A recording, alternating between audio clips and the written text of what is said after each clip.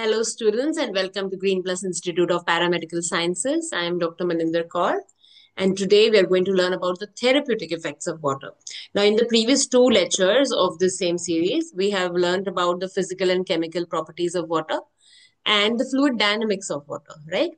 So now we are going to learn about how all these properties actually help us in providing a therapeutic effect to the patient, right? उसे हम कैसे utilise कर सकते हैं या किस चीज को कैसे यूटिलाइज करना है. So first thing we need to understand कि therapeutic effects of water are basically divided in two ways. Either हम उसका मैकेनिकल इफेक्ट यूज कर सकते हैं या तो हम उसका थर्मल इफेक्ट यूज कर सकते हैं या दोनों यूज कर सकते हैं, right? So there are these basically two main categories. तो मैकेनिकल में हम बेसिकली जो वाटर की एजिटेशन है उसको यूज कर रहे हैं. थर्मल में हम या तो वार्म एप्लीकेशन कर सकते हैं या कोल्ड एप्लीकेशन कर सकते हैं. So what happens with agitation? तो एजिटेशन में क्या है, हमने लर्न किया था पिछली बार कि देयर इज टर्बुलेंट फ्लो, है ना? So when there is turbulent water flow, तो व्हाट क्या किस किस चीज में हेल्प करेगी आपको? एक, इट विल प्रोवाइड डिब्राइडमेंट. जैसे कि अगर कोई छोटे मोटे वूंड्स होते हैं, है ना, तो उसपे जब वो टर्बुलेंट फ्लो लगता है तो उससे there it brings about micro debridement of the tissue. Not just wound, otherwise also skin layers पे भी it brings about micro debridement, तो that helps. Secondly, it provides analgesia. Obviously जैसे कुछ जकूजी वगैरह में बैठते हैं तो उसका क्या लॉजिक होता है, वो यही है कि वो एक रिलैक्सेशन देता है, एक एनर्जीजिया देता है. जो छोटे मोटे पेन्स हो रहे थे यहाँ वहां, वो ठीक हो जाते हैं ना. That provides analgesia because of the flow itself. Then it can provide facilitation exercise में. जैसे हमने लास्ट टाइम बोला था कि कोई वेक में चल रहा है, कोई पेशेंट को आप कोई स्ट्रीमलाइन बॉडी दे रहे हो साथ में to do exercise. So these all will facilitate in the exercise. You can grade the exercise accordingly, and provides muscle relaxation again because it's like a there is something which is mechanically hitting you. तो एक किस्म से आपको आपकी मालिश हो रही है जैसे हम बोलते हैं ना, it becomes that kind of an effect. तो इसीलिए it provides muscle relaxation. So that is with agitation. फिर कोल्ड एप्लीकेशन से क्या होता है? जब हम कोल्ड एप्लीकेशन करते हैं किसी भी चीज में, अगर हम किसी भी ठंडी चीज को हाथ लगाते हैं फॉर एग्जाम्पल, तो वैसे अगर कोल्ड वाटर से आपका एक्सपोजर होता है तो what happens, there is first thing that is there is peripheral vasoconstriction. जो पेरिफेरल वेसल्स होते हैं आपकी, वो वेजो कंस्ट्रिक्ट हो जाती है. वेजो कंस्ट्रिक्ट मतलब नैरो हो जाती है, राइट? तो नैरो होने से क्या होएगा, ब्लड फ्लो आगे कम हो जाएगा, है ना? तो पेरिफेरी को ब्लड फ्लो रिड्यूस हो जाता है. जब there is reduce blood flow to the periphery, तो क्या हो गया, ब्लड फ्लो जो है वो ब्लड सर्कुलेशन में रह गया, वो आगे गया नहीं, कम गया, आगे रह रहा शुरू से, राइट? तो जब वो इंक्रीज सर्कुलेशन में रह जाता है तो वो वापस हार्ट के पास भी ज्यादा जाएगा. So there be increase cardiac preload which will increase the stroke. जितना ज्यादा ब्लड आएगा उतना ज्यादा पंप करके हार्ट ट्राई करेगा टू सेंड अहेड, है ना? जो आया उसने उसको बाहर निकालने की कोशिश करनी है. तो it will increase the stroke volume. Now, once the stroke volume increases, जो हमारे बॉडी के बैरो रिसेप्टर्स हैं, प्रेशर रिसेप्टर्स हैं, वो एक्टिवेट हो जाते हैं और वो हार्ट रेट को कम कर देते हैं.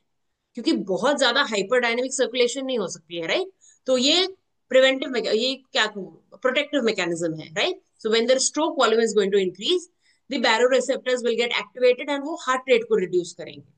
तो इसके साथ साथ हमारा जो वेजो एक्टिव मेटाबोलाइट्स हैं वो भी कम होंगे. तो हमें ये ध्यान रखना है कि जब हम पेशेंट को कोल्ड वाटर में डाल रहे हैं तो उसकी पेरिफेरल वेजो कंस्ट्रिक्शन होने वाली है, उसका हार्ट रेट रिड्यूस होने वाला है, and the blood flow to his extremities is going to reduce. So that has to be taken in mind before you actually expose the patient to that. फिर आ जाता है हीट एप्लीकेशन. अभी heat application में क्या आएगा, इसका उल्टा हो जाएगा.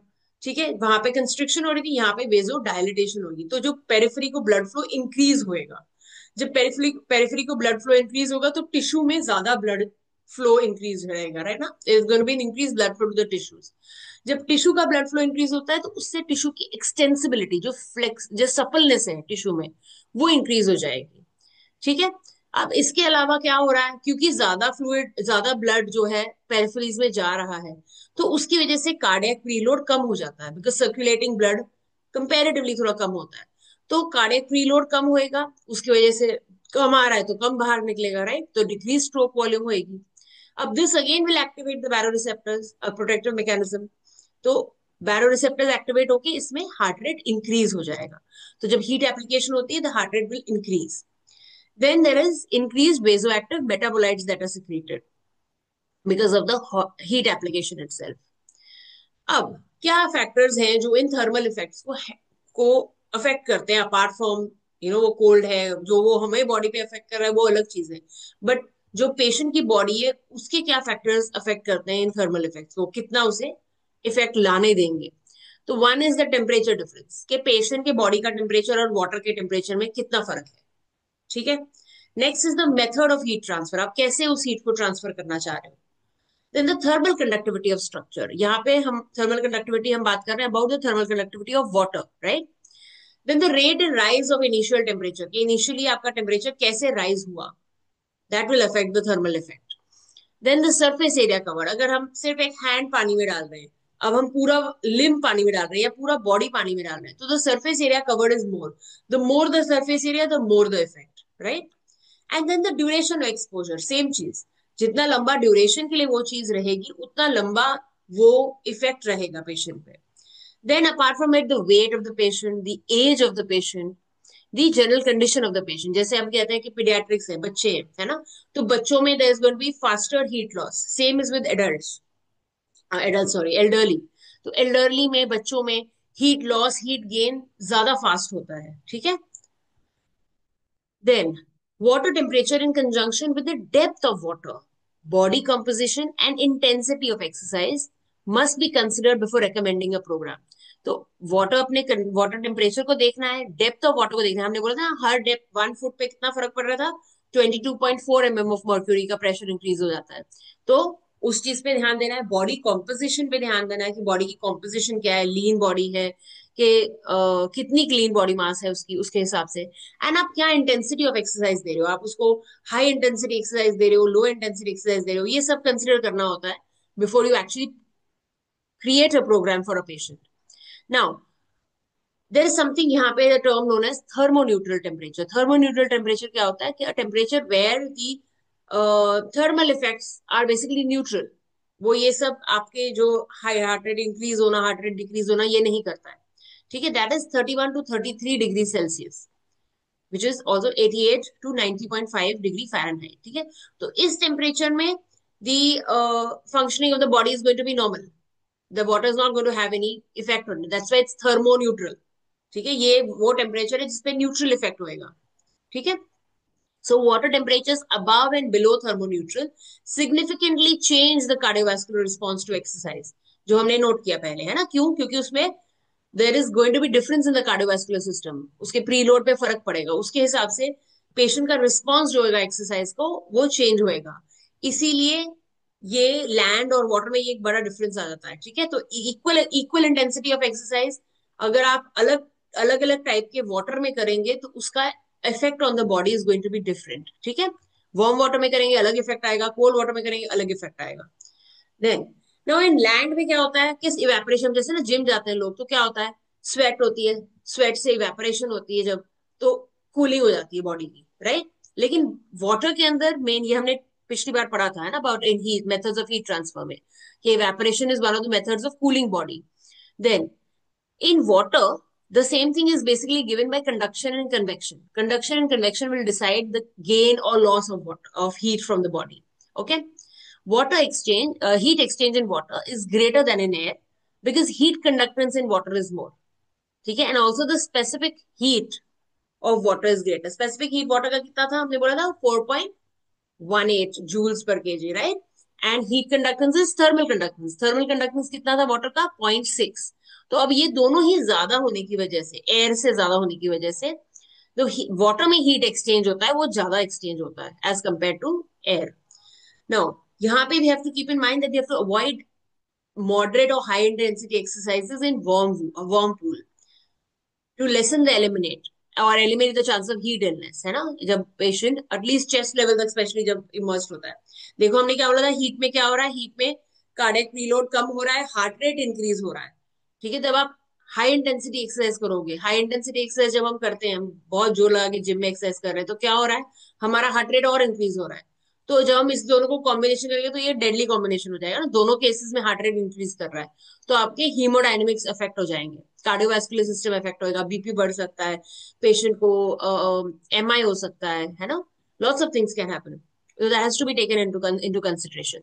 So generally they recommend higher intensity aerobic exercise to be done in temperatures of 26 to 28 degrees Celsius. Again देखो ये लोअर टेम्परेचर पे चला गया तो it will be beneficial because उसमें हार्ट रेट रिड्यूस करेगा, लेकिन इंटेंसिटी हार्ट रेट को इंक्रीज करेगी, ठीक है।